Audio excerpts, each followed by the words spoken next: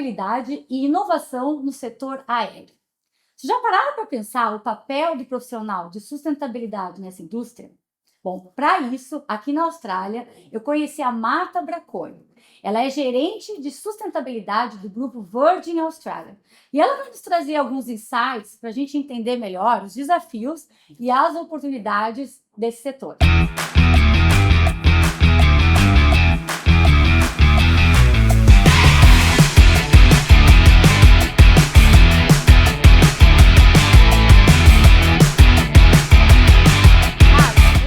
Te ter aqui no nosso canal, esse tal de carbono.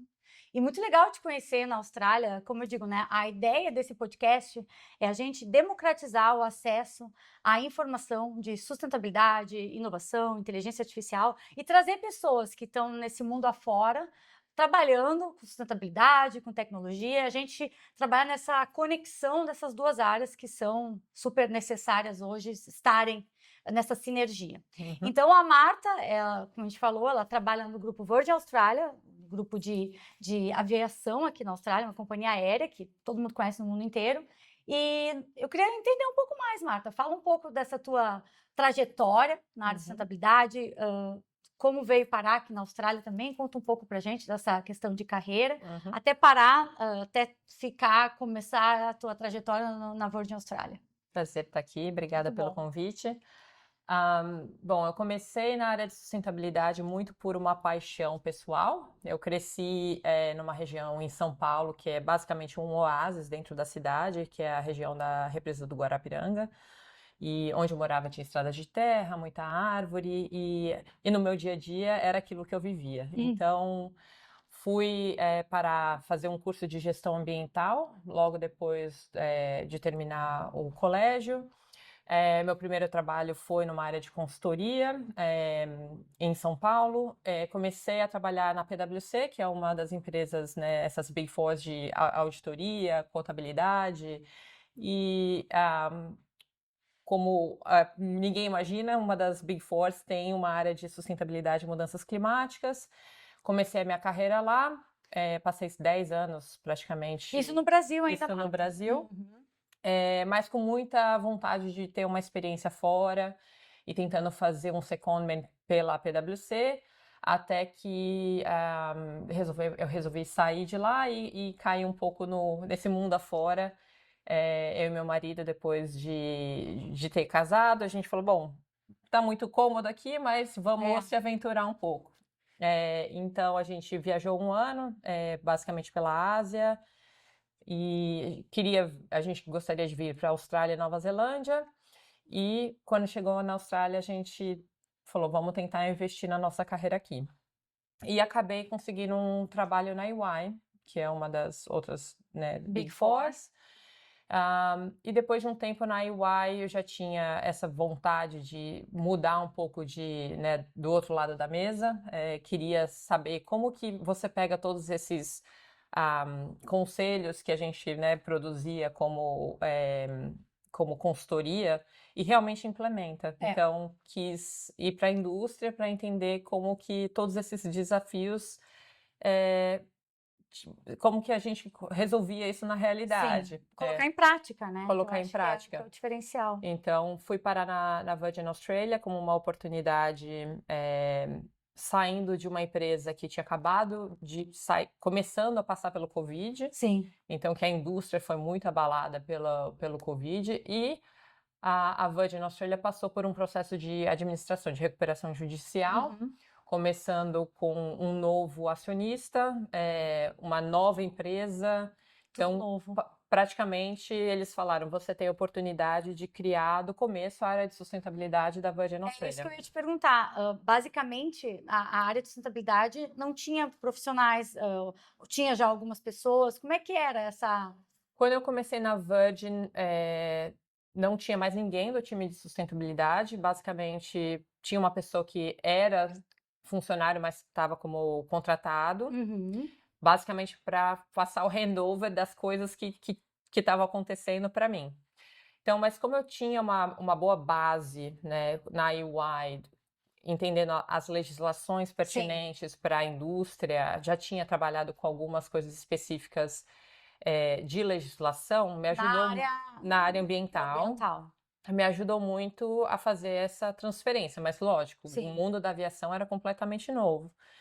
E então eu tive que aprender tudo na marra Tudo na mesmo. marra.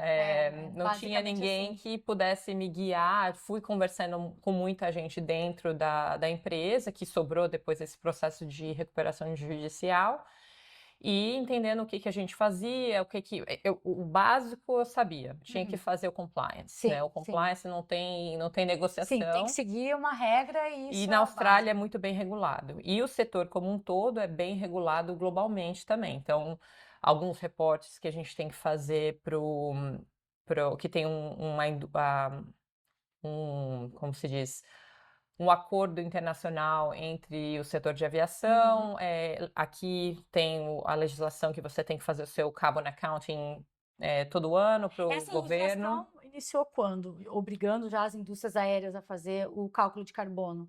É, eu acho que a legislação de reporte na Austrália é de 2007, se eu não me engano. Tá. E você tem uma outra legislação hoje que também já Sim, que é essa existia, que saiu agora há pouco, né? A do gente tá. Safeguard, Isso, mecanismo, safeguard. que já existia, ou ele É. já existia desde 2000, se eu não me engano, desculpa a data, mas se não me engano, desde 2013, e ele foi reformado há 2 anos Que atrás.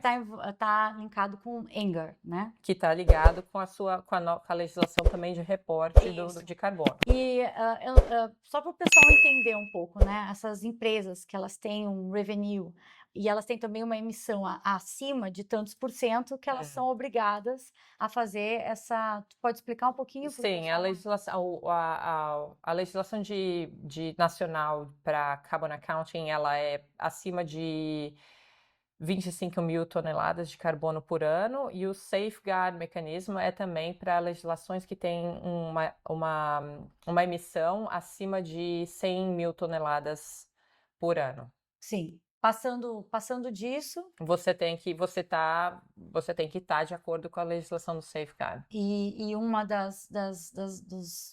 dos objetivos é pagar por esse excesso de emissão ou a compra O do objetivo carbono. do Safeguard é basicamente uma política alinhada com a meta de redução da Austrália. Sim, Então, sim.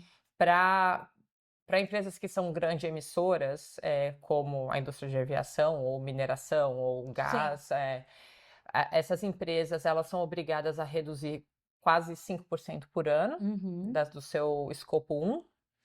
Então, basicamente, para a gente é o combustível de aviação.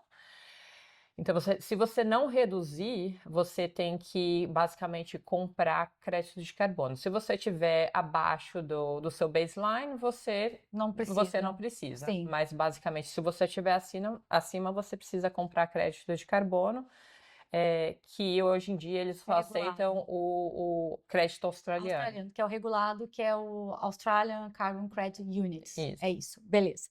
Bom, vamos agora. Eu vou tentar mixar um pouco numa coisa mais técnica e algo que a gente vê num overview geral. Uhum. Eu pesquisei bastante sobre os reports da Virgin Australia e tem alguns insights ali no reports que eu acho bem legal a gente conversar. Uhum. Saiu de 2024 e eu sempre falo muito para o pessoal. Peguem os reports, é sempre bom usar como benchmarking para analisar e ver ali quais são os comprometimentos da empresa, os goals, os desafios. E eu acredito que nada melhor que a Marta aí para conversar um pouco para a gente no setor aéreo.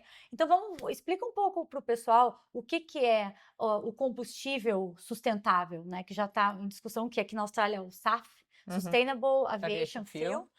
Explica um pouco sobre essa ideia do SAF para o pessoal. Bom, o SAF é uma tecnologia existente, não é uma tecnologia que ainda está se desenvolvendo. Basicamente, você tem algumas pathways já certificadas. Tá. Basicamente, o SAF ele é um combustível que você pode aplicar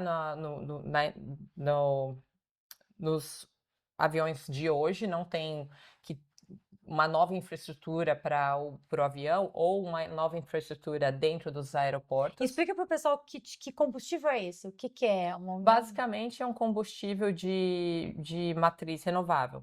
Tá. Então, você pode produzir SAF a partir de resíduos da indústria de agricultura, Óleo. de óleos, de hidrogênio, mas hoje se produz muito SAF a partir de resíduos da agricultura. Ok. Então, pode ser de etanol, pode ser de Resíduos, tu fala até o próprio lixo. o próprio lixo Sim, também. da combustão, É. o biofuel que a gente chama, Sim. o biocombustível. Sim. Tá, ok. Então, hoje existe 6 metodologias mais 6 tecnologias certificadas e ainda estão estudando outras tecnologias para que você possa transformar em combustível sustentável de aviação. O único requerimento hoje é que você pode usar até 50% de SAF misturado com 50% de Combustível. combustível comum. Por quê? Porque ainda não se tem estudos científicos não tem certificação para 100% de uso de SAF. Então, Tá. você precisa misturar com o combustível tradicional de aviação. Mas já tem algumas companhias aéreas testando. A Virgin não testou A ainda. Virgin Atlantic, que é parte do grupo, né, Virgin, fez o primeiro voo com 100% combustível sustentável. Olha só. E foi sucesso, mas assim, ainda tem todo um processo de certificação do combustível, porque a primeira coisa no setor de aviação é garantir que é seguro, Sim. né? Sim. É uma indústria que Então, safety first. Então ainda está muito em testes, basicamente. Os de 100%, sim. O que hoje A comercialmente indústria. você pode utilizar é até 50% misturado com combustível normal. Sim, e aí isso já. Eu gosto muito do fundador da Virgin Australia, porque ele é super visionário, né? Ele tem umas visões fora da caixa. E eu li até um livro que fala dele, e ele fala até um pouco assim no livro, que a gente não precisa saber tudo, né? Mas a gente precisa saber o necessário para contratar pessoas que sabem mais que a gente em algumas áreas e que possam fazer o negócio da gente ir mais longe. E eu achei demais, porque eu não sei se já teve contato. Ele já veio para cá. Hoje em dia, o Virgin Group ele tem uma participação minoritária, né, na Virgin Australia. Então, hoje, basicamente, a gente recentemente listou de novo na bolsa. A Virgin, ela começou na Austrália, né? Ela era Virgin Blue há 25 anos atrás e aí depois migrou para a Virgin Australia, né, que é... Ele hoje é mais um cara estrategista. Hoje o Virgin Group ele tem basicamente a marca, né? Então a gente paga, meu entendimento é que a gente paga um royalty para a marca. Sim. Eles têm uma ação minoritária, então tem board members do Virgin Group, mas hoje basicamente é uma empresa australiana, né? De acionistas australianos e dos Estados Unidos. E o Richard Branson, que é o fundador, ele tem uma presença minoritária. Mas ele tem o legado dele, né, muito forte na marca. Ele tem um brand muito forte, tanto que se tu vai no LinkedIn dele, ele tem muito mais seguidores do que a própria Virgin. Sim. Porque ele criou aquele brand dele e ele traz como ele teve os insights, as ideias. E a gente tem essa conexão com o grupo também, né? A gente tem uma reunião mensal com o grupo, com o time de sustentabilidade lá, para ver se a gente consegue conectar e progredir a nossa agenda de sustentabilidade alinhado, né? Porque a gente também não quer fazer uma coisa que esteja totalmente desconectado com o grupo. E até porque eles são muito inovadores também. Porque o time tem que se conversar, né? Sim, basicamente isso. Falando um pouco dessa parte de sustentabilidade numa visão geral das empresas aéreas, uma coisa que sempre, eu digo, aquilo que vem aos olhos das pessoas é a pessoa que está ali, ela é um passageiro, e ela começa a perceber algumas diferenças, né? O copinho que mudou de plástico para aquele que é meio papel, meio plástico, a gente sabe, né? Que quem tem sustentabilidade sabe que tem ali a parte de layer, né, uma camada plástica, os talheres, e eu noto assim que as pessoas começam a perceber algumas mudanças. Me fala um pouco que eu li no report que tem o Project Zero, né, o projeto zero, que uma das ideias é eliminar os resíduos que vão para o aterro até 2032.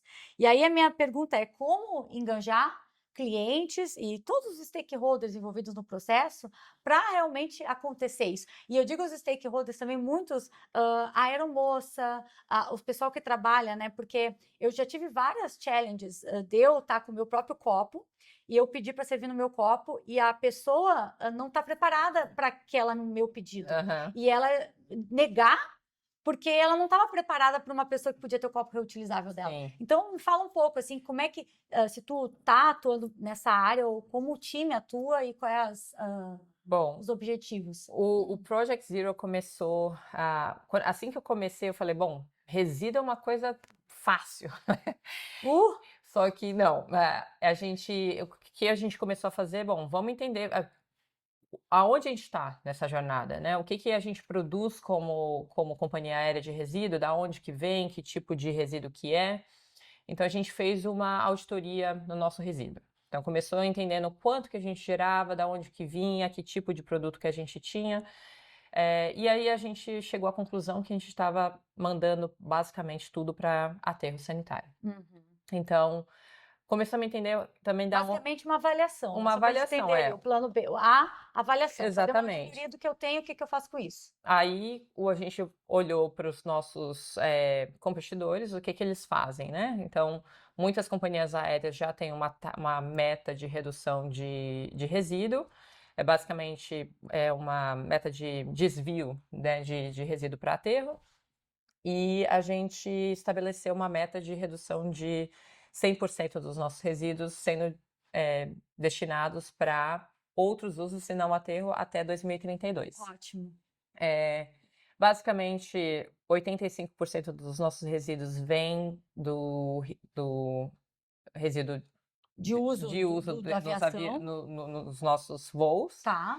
e também nos nossos lounges. Claro. Então, são Sim. duas áreas que a gente tem atuado bastante para poder entender como que a gente desvia isso de aterro. Então, a gente fez uma avaliação de tudo que a gente colocava dentro dos nossos voos, identificando que tipo de material, tem algum tipo de material que a gente possa substituir para ser mais sustentável. E outra coisa que a gente fez, o grupo como um todo, a Virgin Australia, mudou o seu tipo de oferta dentro dos voos. Então, tudo que a gente oferece hoje é o que eles chamam de retail on board. Então, você tem que comprar. Tá. Basicamente, a gente serve para classe econômica, Sim, básico. bebidas, Tá. mas você não tem aquele resíduo de aquelas coisas desnecessárias Da alimentação. da alimentação Tá. ou de por exemplo, revista, coisas que, né, a gente tem, falando sobre inovação, digitalizado muito dos nossos serviços Sim. on-board. Então, e aí basicamente a gente manteve a oferta de refeição para a classe business. Ok. Então a gente mudou o tipo de, por exemplo, de copo que a gente servia para compostável.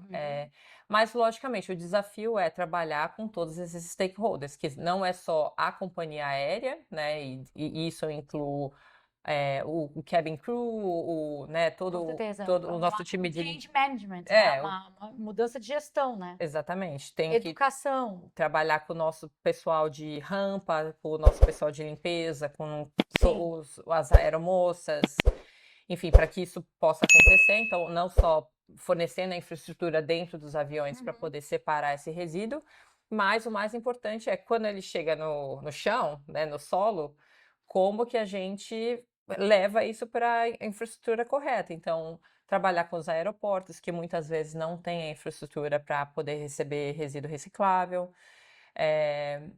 trabalhar com terceiros, né? Então, muitas vezes o aeroporto terceiriza o gerenciamento do resíduo para uma empresa de limpeza. Isso é uma pergunta. Basicamente, a responsabilidade do lixo de vocês é de vocês ou vocês repassam isso pro aeroporto no momento que o avião... E depende. Cada aeroporto é diferente. Então, cada estado tem uma legislação diferente. Aqui na Austrália Então, essa harmonização entre estados para a gente é muito difícil, porque a gente trabalha como um network, né? A Sim. gente não voa de A para B e B para A. A gente Sim. voa de A para B, B para C, C para D. Sim. Então, é muito importante que a gente... O que vale aqui, vale Em lá outro lugar. também. Então, esse é um dos grandes desafios, porque... Às vezes, por exemplo, o estado de New South Wales, ele não aceita, por exemplo, resíduo compostável. Ok. E no estado de Queensland, sim. Aceita. Então, mas a gente conseguiu, bom, depois de fazer essa auditoria, implementar algumas mudanças no tipo de produto que a gente tem. Seguir um roadmap aí. Agora a gente conseguiu implementar a reciclagem dentro dos voos. Então, que, assim, é um game changer para a empresa, porque além desse resíduo estar sendo, já ter o tipo de material Mudado, certo tá. dentro do avião, ele chega e é destinado para o lugar correto Setor de para... reciclagem. Claro, ainda tem muita taxa de contaminação, mas isso a gente está trabalhando com os nossos cabin crews para poder ter certeza que eles estão entendendo o que a gente está tentando atingir. Sim. E com os aeroportos para ter certeza que está destinando para o lugar correto. E agora 2 perguntas que me lembrei. Quando o aeroporto recebe e se ele destina realmente para o lugar certo, hoje em dia já tem esse retorno, feedback do aeroporto de passar esses dados para vocês? Dado nesse setor ainda é muito complexo. Eu imagino. Hoje em dia a gente tem uma empresa de resíduo que coleta parte do nosso resíduo, porque não é toda a nossa responsabilidade, 100% dos nossos resíduos. Sim. Então, onde a gente tem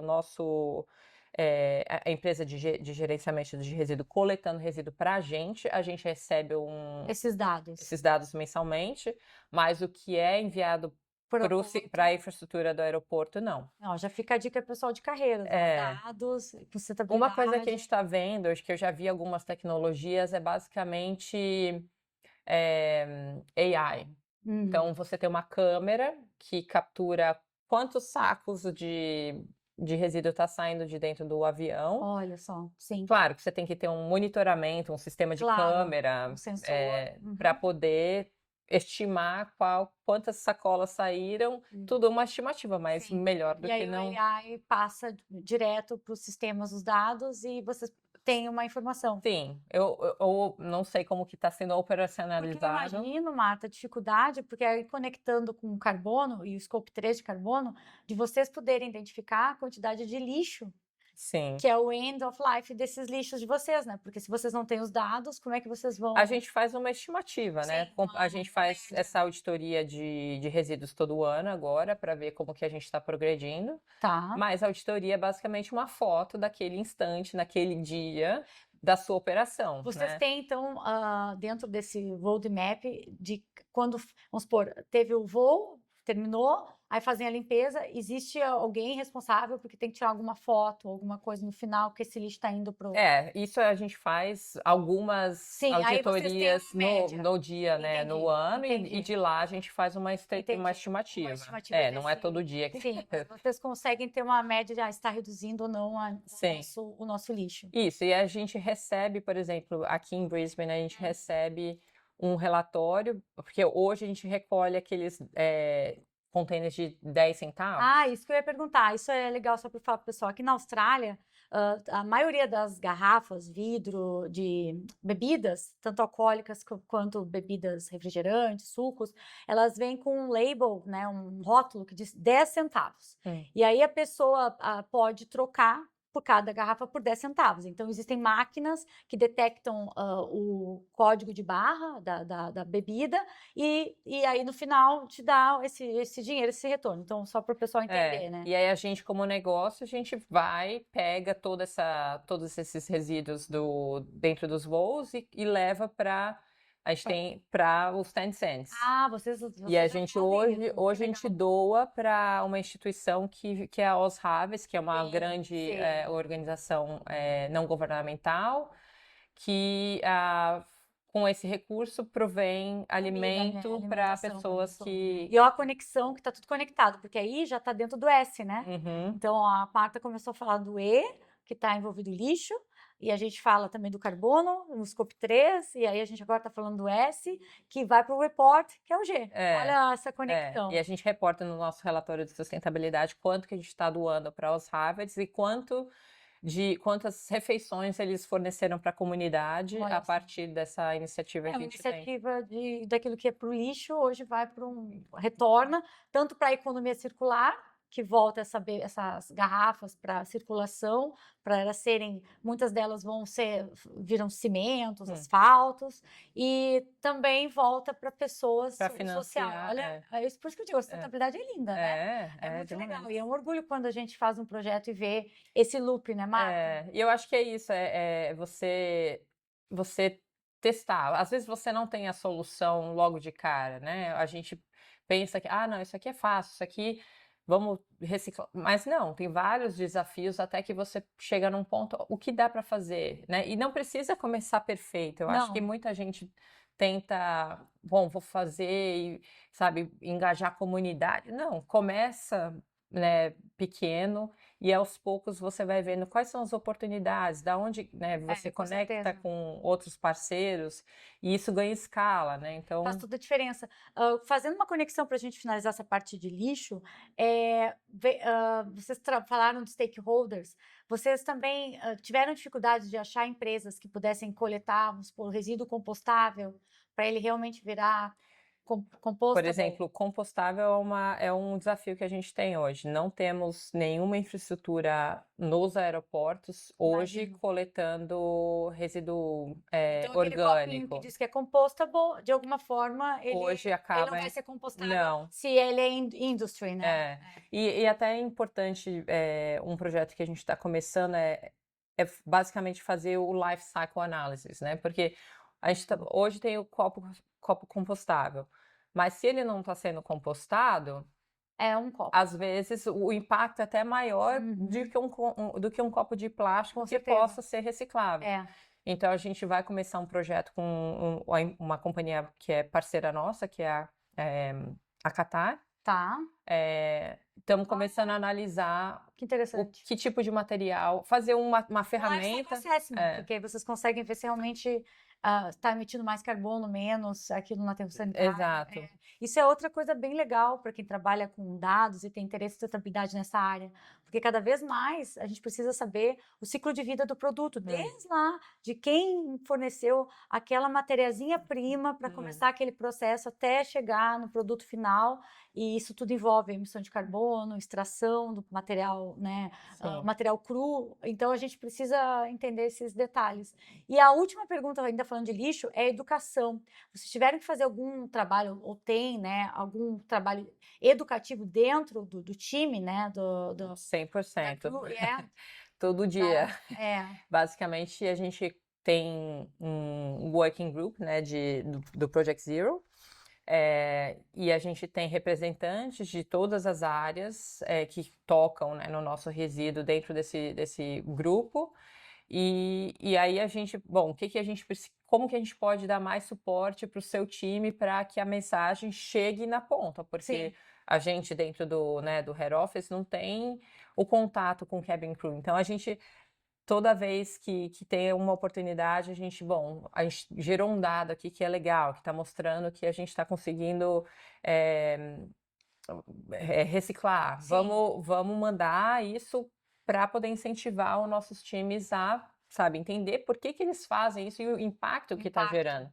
Então, é um trabalho de formiguinha, mas, assim, precisa manter essa comunicação, essa educação para que possa... Demora, né? Qualquer mudança de comportamento, comportamento demora. Então, agora que a gente, basicamente, todo mês tem uma comunicação que vai para o cabin crew para poder... isso aqui que você está fazendo está contribuindo, porque também tem muita dúvida do que faz. Não tem espaço aqui no nosso compartimento que é para... Coloca às vezes no bagageiro, mas tem vários procedimentos por segurança que você não pode. Tem que conversar com todas as áreas, né? Tem. Porque todo mundo tem que estar aberto a essa mudança de percepção das coisas. E mudar a percepção das coisas não é fácil, Não. né? A gente fala muito no nossas redes, Instagram, LinkedIn, da gente se reinventar. Mas não é muito fácil as pessoas se reinventar. Não. Porque a gente tem que estar sempre trabalhando. A zona de conforto é muito fácil no nosso cérebro. Então, eu já sabia que isso vai aqui, que isso vai aqui, que isso eu boto aqui, acabou. Acabou, não precisa. Mas quando tu tem que desafiar o pensamento, porque eu fiz até um vídeo quando eu entreguei o copo, não fiz dando o copo para ela, mas eu fiz um vídeo eu falando que eu desafiei o mindset dela, né, da menina que eu pedi para ela, porque ela na hora ela disse assim, mas vai derramar. E eu falei assim, mas é um copo, tipo, é um copo igual o teu copo. Mas a primeira resposta é aquela resistência, né? Então é muito interessante saber que tem esse trabalho também educativo para a gente conectar tudo, né? Porque tá tudo conectado, né? E eu acho que é uma via de mão dupla, né? De você receber também os questionamentos, porque eles também têm muitas dúvidas, né? Então, a gente tenta manter essa via de mão dupla, né? Para poder informar, mas também para poder receber. O que eu faço, né? Qual que é a solução que vocês sugerem para isso? Então, é um trabalho de formiguinha, mas... Você tem, Marta, um setor responsável ou basicamente é tu também que tem essa análise dessa parte e vai... É o nosso time de sustentabilidade. Tá. Começou... e eu acho legal falar sobre accountability para sustentabilidade, né? Porque muitas vezes a gente acha que a gente tem que controlar tudo e na realidade a gente tem que ser o ponto de conexão, né? A gente... Ponto de conexão, ó. Quando eu acho que o time de sustentabilidade ele tem que ter a visão, né? Ele tem que controlar, bom, como que a gente está, agora que a gente já tem uma meta, como que a gente está, qual que é a trajetória para chegar nessa meta. Eu acho que o guideline tem que vir do time de sustentabilidade, mas a execução não é você. Né? Você tem que entregar isso na mão de outras pessoas e ter certeza que aquilo está progredindo. Então, é importante pensar, porque muitas vezes... Colaboração, né, Marta? É importante, porque muitas vezes a gente acha que o time de sustentabilidade é grande, mas não, são 3, 4 pessoas, 5. Em toda a Austrália. No máximo. Então, é muito importante a gente trabalhar em colaboração com outros times e ter um champion ali dentro do time de produto, um time de né, in-flight, que vai te ajudar a entregar isso, né? Por isso que eu falo muito que o profissional de sustentabilidade, ele não precisa estar na raiz desde formação, até porque nem existiam cursos base de sustentabilidade, mas a pessoa que tem interesse de entender melhor, ela pode estar num time de dados, ela pode estar no time de IT, ela pode estar na operação e ela começa a entender melhor como, porque a sustentabilidade ela está integrada em todas as áreas da empresa. E se tiver profissionais, né, que têm um entendimento e possam se comunicar com um time de sustentabilidade, facilita muito mais o trabalho de todos, né? Basicamente. É isso, é transversal, né? Então, você ter pessoas que trabalhem com você e tem a curiosidade, isso que eu acho mais importante para a sustentabilidade. Curioso.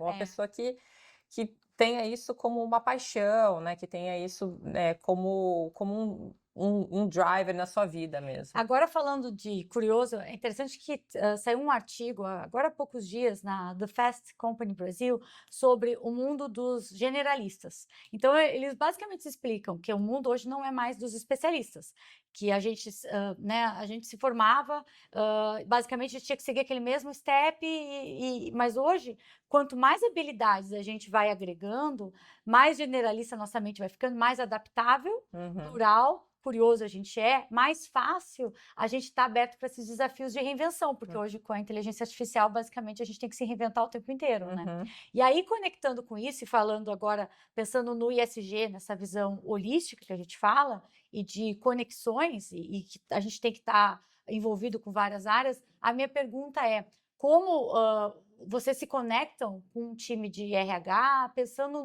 na parte de comunidades, do time em si, da empresa. Como é que acontece essa relação no momento que tu bota no report de sustentabilidade esses 3 tópicos, né? E eles têm que se conversar de alguma forma. Bom, a gente começou estabelecendo uma estratégia de sustentabilidade, né? Acho que para qualquer profissional de sustentabilidade, a gente sabe o que chama o Materiality Assessment, Sim. então você faz uma avaliação do que é importante, né? O que a gente precisa focar, que é... A avaliação de materialidade. Só um detalhe, vocês se baseiam em alguma framework? Em vários. Isso é sempre bom falar. GRI, SASB, a TCFD, todos que são mais relevantes para a indústria. No Brasil, só para o pessoal que... Tem muita gente do Brasil que assiste a gente, tem a ABNT agora que criou o Materiality da ABNT. E é bem interessante. E a ABNT se baseou em alguns insights de RI e próprias as ISOs também, né? Então, só para saber que a Materiality não precisa seguir só um framework, mas pode usar um pouco de cada, né? Então... E aí entender o que é estratégico para a empresa, né? Assim, tem coisas que a gente já faz e faz muito bem e que a gente precisa manter o foco, mas tem coisas que a gente precisa e está muito atrasado comparável, né, com outras empresas. Então, a gente fez essa avaliação de materialidade, chegou numa lista de 7 a 8 tópicos nos diversos pilares da sustentabilidade ambiental, social e de governança. E, basicamente, o time de sustentabilidade tem a responsabilidade sobre a estratégia. Então, a gente estabeleceu metas para mudanças climáticas, para emissões e resíduos. Então, isso basicamente fica no time de sustentabilidade, mas a gente tem metas de saúde e segurança, engajamento com nossos funcionários. Então, e aí, como que acontece, né? A gente tem essa articulação com o time de RH, com o time de saúde e segurança, com o time de governança. Tá. E todos, a gente tem um comitê de sustentabilidade e todos sentam na mesa a cada hora, né, para a gente saber onde a gente está, onde que estão os desafios, o que a gente precisa fazer para acelerar esse processo. KPIs, tipo Sim. KPIs, para onde está aqui, a gente quer chegar aqui. Sim. Porque isso até está conectado aqui, que eu vi que tem a meta de reduzir 22% a intensidade das emissões até 2030 e alcançar net zero até 2050. Vamos conectar 2 coisas aqui que eu acho que a gente pode falar. Primeiro, da legislação, né? Porque a gente sabe que a sustentabilidade ela deu um sacode depois que as legislações começaram a tomar cada vez mais conta, né? Então, claro, já tem algumas que já existem há mais tempo, mas vamos falar a que chegou na Austrália, que é a AASBS2, que é basicamente uma adaptação da IFRS, né, que a gente tem. Então, explica para o pessoal, Marta, um pouco vamos falar agora de mercado, visão mercadológica da empresa em si, porque a gente sabe que o mercado, a sustentabilidade também tem que gerar dinheiro, né? E as empresas muito são pressionadas a fazer mudanças porque sabem que isso pode gerar um problema para ela se ela não fizer, né? Então, vamos conectar esses targets de redução de carbono com as legislações, e a gente pode fazer esse link de conectar essas análises, tanto dos tópicos com a legislação e também os KPIs de objetivos da Virgin.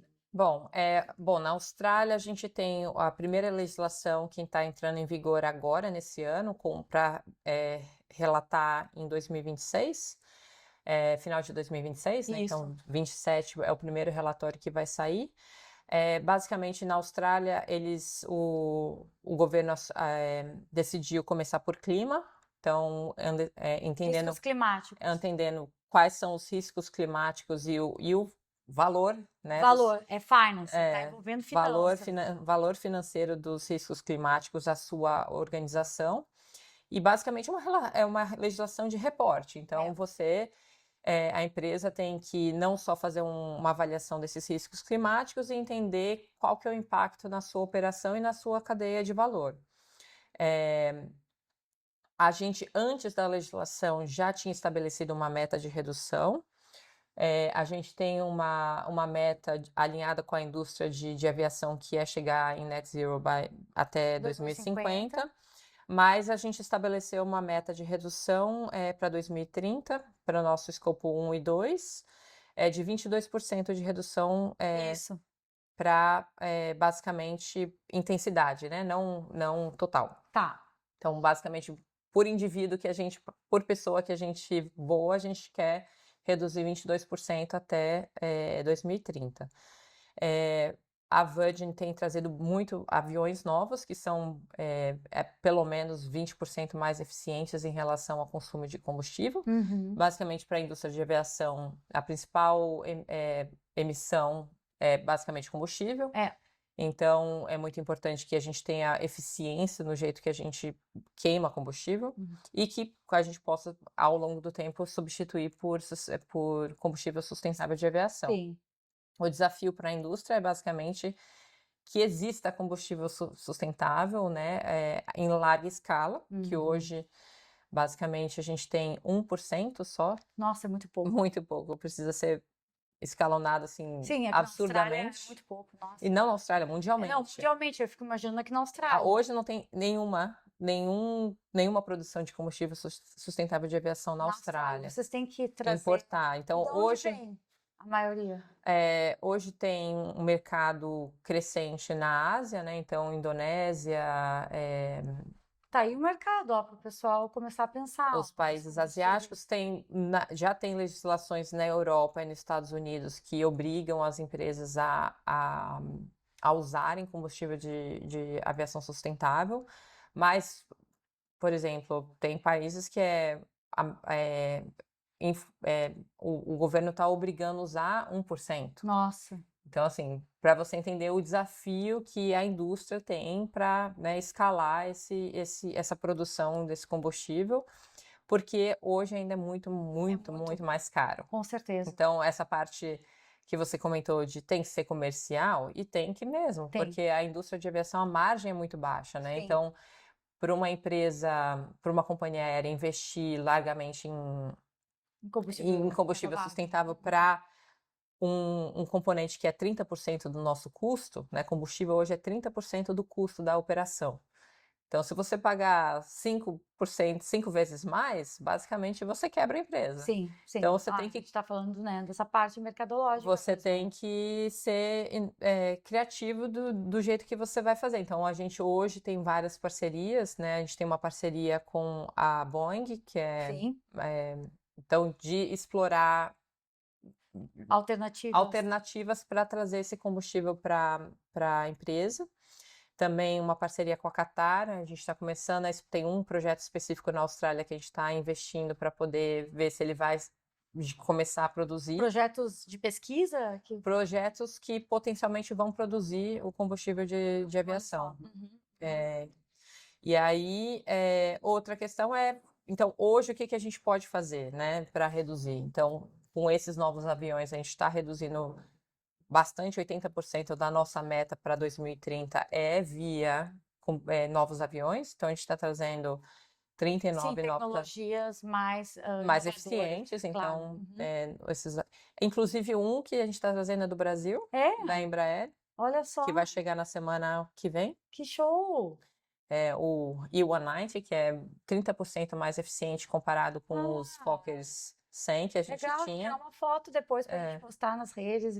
E aí os novos aviões que a gente trabalha com a Boeing também, então com a Boeing para 33 novos aviões a partir deles. E me fala uma coisa, agora conectando só para a gente finalizar essa parte de carbono, para existir, vocês já fizeram um cálculo de Scope 3? A gente faz Scope 3 também, mas baseado em expenditure, né? Então, quanto que a gente gasta. O Scope 3 para a gente também é muito relacionado com combustível. Tudo termina estando relacionado ao combustível. Porque é basicamente a sua emissão da sua extração do combustível até o transporte, e aí depois a queima do combustível para a gente é Escopo 1. Isso é interessante porque tu falou da materialidade, e a materialidade basicamente é a gente ver o que mais interfere na nossa empresa, o que mais impacta, e também em termos financeiros, né? falando da parte social, que a gente terminou pulando ali, uma das coisas que eu vejo muito que no setor aéreo impacta é as comunidades ao redor dos Uhum. aeroportos, né. Vocês têm algum trabalho Isso é um trabalho muito entre a indústria entre as companhias aéreas aéreas e os aeroportos? e os aeroportos, e na Austrália é o Air Service Australia, que gerencia basicamente o, o céu. Ah, entendi, entendi. Então, Então é um trabalho meio que colaborativo entre áreas. colaborativo, mas basicamente é muito regulado também. Sim, Então, sim. né, certas localidades você não pode voar a partir de determinado horário, né? Então, tem muita legislação. E vocês também, o time de vocês também trabalha com o S, Marta? Vocês também desenvolvem A gente menos, a gente trabalha muito em colaboração com com outras outros? áreas. Então, Aham. a gente faz parte do comitê de comunidade, né, que não é gerenciado pelo time de sustentabilidade. Mas a gente tem um input, né? A Sim, gente trabalha muito colaborativamente, porque a Virgin, depois da administração, é um time muito enxuto. com Então, certeza, com assim, certeza. você tem que ter uma responsabilidade compartilhada para É, vários tudo, assuntos. tudo é A compartilhado, né? gente tem comitês e a partir desses comitês a gente chega numa decisão. E bom, vamos ter parceria hoje a gente tem parceria com a Star Life Foundation, que faz um programa muito legal sobre ajudar crianças doentes de câncer. A gente tem apoia os Harvest também, que faz distribuição reusa, né, Sim, alimentos, alimentos e distribui para a sim, comunidade alimento. carentes, é. Mais a parte social de, por exemplo, em funcionários, saúde e Modern segurança, slavery, por tudo exemplo, isso é é o trabalho compartilhado. escravizerno. O time de sustentabilidade hoje na Virgin, ele cuida muito da parte Do climática E, do environmental, tá. e é basicamente o E. E, bom, agora falando, porque a gente tem, basicamente, é um triângulo que a gente trabalha. A gente fala muito da sustentabilidade, ESG, da inteligência artificial e de carreiras, e está tudo conectado, né? Então, como tu vê hoje o profissional de sustentabilidade, que precisa, né, cada vez mais se reinventar, e também pode não ser o profissional de sustentabilidade, mas tem interesse de fazer uma transição para essas áreas, porque com as leis cada vez mais as empresas vão precisar de profissionais que tenham esse conhecimento. E como tu vê essa intersecção com a inteligência artificial? Fala um pouco assim da tua visão como uma pessoa que está começando a entender, está aprendendo. Como é que tu vê Bom, isso? eu acho que nunca é tarde para migrar para uma área de sustentabilidade. Como você estava falando, o generalista hoje, eu hoje prezo muito mais o generalista do que o especialista, porque o especialista você, você pode alcançar, né, ter acesso a esse especialista pontualmente, mas essa visão de como que uma coisa impacta a Está outra, eu acho que conectado. isso é muito importante. Então, qualquer pessoa com qualquer background pode hoje ser um profissional de sustentabilidade. Em relação a essa parte de AI, eu acho que tem muita coisa aparecendo para, principalmente modelagem, né, pelo menos de risco climático, muita coisa que está aparecendo para monitorar, por exemplo, projetos de carbono, eh, muita gente se reinventando com dados públicos e transformando isso para uma ferramenta para que possa vender para outras empresas para tomada de decisão. Sim. Então, muita coisa que aparece para a gente é relacionado com como eu posso utilizar dados que estão disponíveis e aplicar para a indústria de aviação, para, por exemplo, fazer modelagem de carbono, quanto que você vai emitir daqui para frente. E como tu, como profissional, enxerga o teu uso da inteligência artificial, assim? Eu acho que muito relacionado a dado, né? Hoje, informação para tomada de decisão é super relevante. Então, como que a gente usa as informações que estão disponíveis, né, para tomada de decisão? Acho que Sim. isso é o mais É. é eficiência, né? A gente não vai ser substituído, a massa crítica não vai ser substituída. Eu acho que é importante você entender como que você pode usar daquilo para aperfeiçoar o seu trabalho, né? Para fazer o seu trabalho mais de forma mais eficiente. Com certeza. Eu acho que é o que eu digo, é que nem quando surgiu a internet. A gente não tinha como a gente não sabia se aquilo ia durar, mas a gente já viu que era uma coisa nova, que ia mudar a forma da gente usar a tecnologia e mudou totalmente. Quem Total. não entrou, né, foi perdendo. Então, eu acho que o profissional, porque o nosso trabalho é mostrar a reinvenção do profissional também, de sustentabilidade, ou que está nessa transição de carreira já entendendo da inteligência artificial. Sim, eu acho que não tem que ter medo, né? Não. Eu acho que você tem que ser inteligente para usar, né? Não achar que aquilo vai te substituir, porque te libera tempo para poder fazer outras coisas, né? Você usar o seu tempo mais Sim, inteligentemente. com certeza. Bom, Marta, a gente está caminhando agora para o fim do podcast e algumas perguntas, assim, pensando nesse tripé que eu falei: ESG, inovação, inteligência artificial, carreiras. A pessoa que está se formando ou está numa transição de carreira e quer migrar para o setor aéreo na área de sustentabilidade. O que tu enxerga, assim, que são as habilidades que esse profissional precisa ter para ir para essa área? Boa pergunta. Eu acho que o profissional de sustentabilidade hoje tem que ser muito articulado. É uma pessoa que sabe transitar em todas as áreas, né? Você fazer as conexões entre a sustentabilidade e o RH, entre o finance, entre As finanças. a operação. Acho que tem que ser um profissional bem resiliente, né? A gente sabe que sustentabilidade muitas vezes não é comercial. Então, como que você faz para progredir a agenda, às vezes dando um passo maior que a perna, né? Muitas vezes você vai propor uma coisa que ainda não é viável, talvez nos olhos da liderança, mas você dá um passo para frente, dois para trás, um para frente, dois para trás, até que você começa a progredir e eles entenderem o porquê sustentabilidade é importante. Então, tem que ser uma pessoa que tenha essa habilidade de transitar, de ser aberto, de aceitar desafios. E em relação a carreira mesmo a parte técnica, né? Eu acho que para um profissional que vai vir para a indústria de aviação, o entendimento sobre mudanças climáticas é super É importante básico, também. com certeza. De carbono, como que você calcula, né? Se você quer começar um pouco nessa parte de emissões, né? Você tem que Tá aí a dica, entender entender o cálculo, entender como calcula, o que é importante para você, né, uma materialidade. descarbonizar, né, a companhia aérea.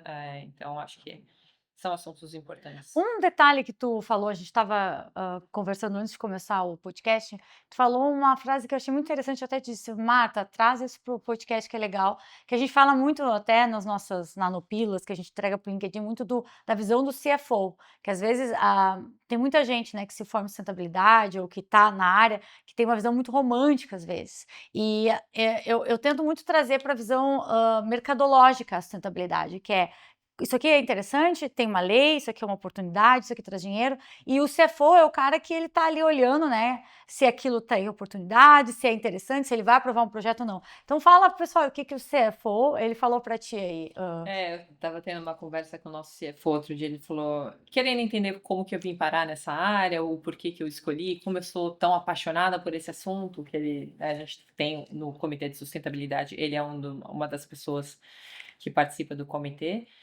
E ele falou: você sabe que você está na área certa, né? Porque daqui a alguns anos não vai existir nenhum negócio sem um time de sustentabilidade. E de fato, né? Hoje, com essas novas legislações, a gente já está vendo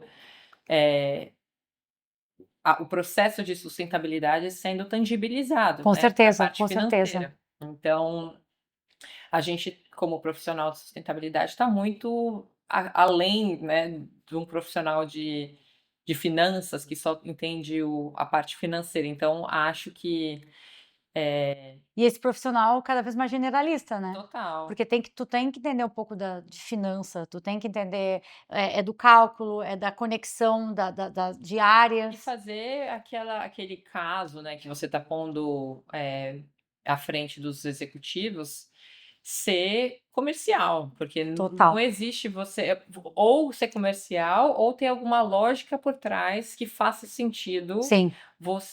a empresa se arriscar, né, a investir naquela tecnologia ou você tem que demonstrar qual que é o retorno, né, Sim. disso, não financeiro, mas qual que é o valor que você está criando para o negócio a partir desse caso, né. É, eu sempre falo muito para o pessoal pensar em dados, em comprometimentos de goals e o que que isso vai acarretar para a empresa. Eu acho que sempre quando a gente trabalha com algum relatório, tem uma visão, às vezes, a gente não pode ter uma visão tão à frente do cliente que ele não vai conseguir enxergar aquilo.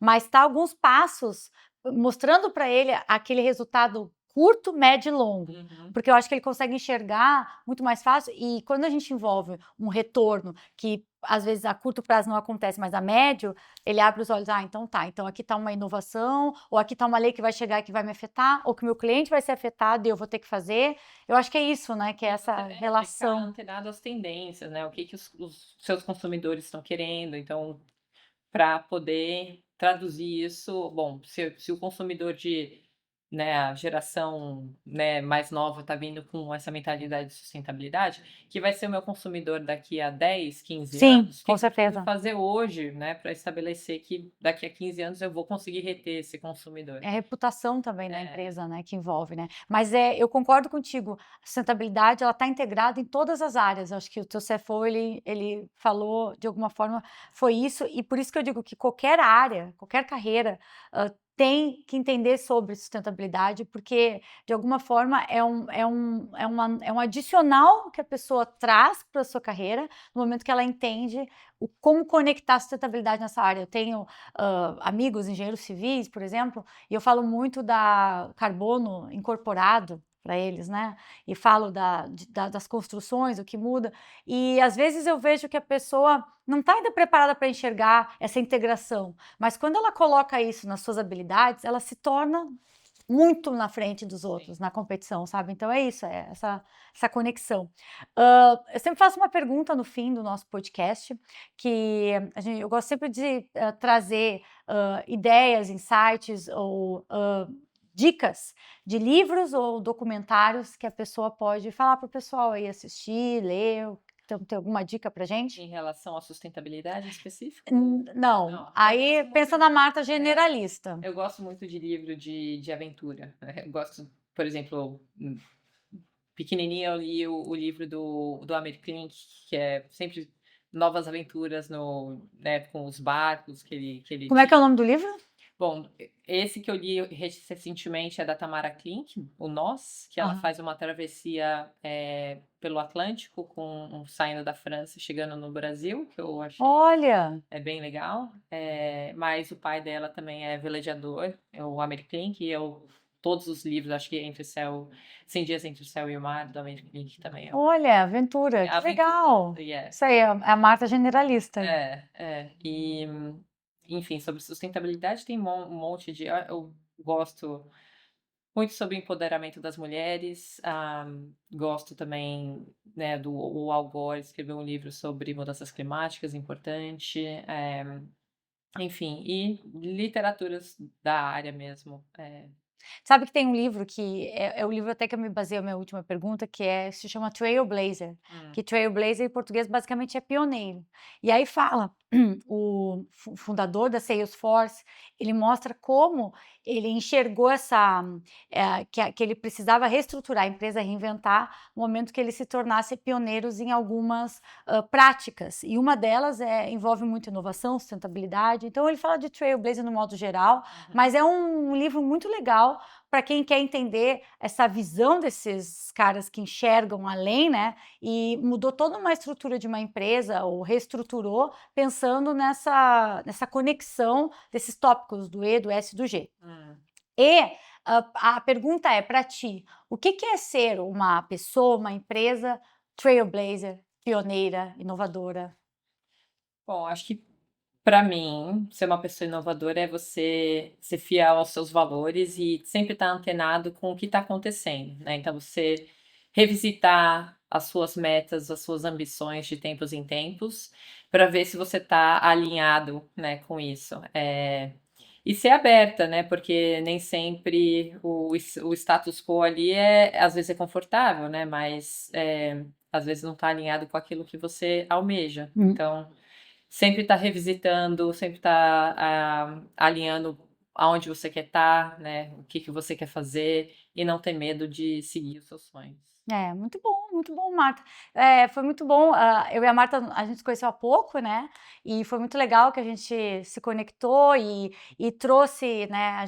A ideia do podcast é trazer conhecimento para as pessoas de um jeito simples, prático e democratizando o conhecimento de sustentabilidade junto com tecnologia, inovação e trazendo pessoas que estão por esse mundo afora aí, que falam português, né? E estão contribuindo dentro das áreas de sustentabilidade, tecnologia, e a gente vai fazendo esse mesh aí, que vai dando esse mix muito legal. Obrigada, foi ótimo. Imagina, Obrigada obrigada a mesmo você, aí, a gente prazer. vai se falando. É isso, pessoal. Não deixa de seguir o nosso Instagram, porque começa a espalhar para mais pessoas, o canal Esse Tal de Carbono, e as outras redes sociais a gente vai colocar aqui os links para vocês também seguirem Instagram, LinkedIn, segue o ESG AI Academy para ter mais conteúdos meus e do Carlos de sustentabilidade e inteligência artificial.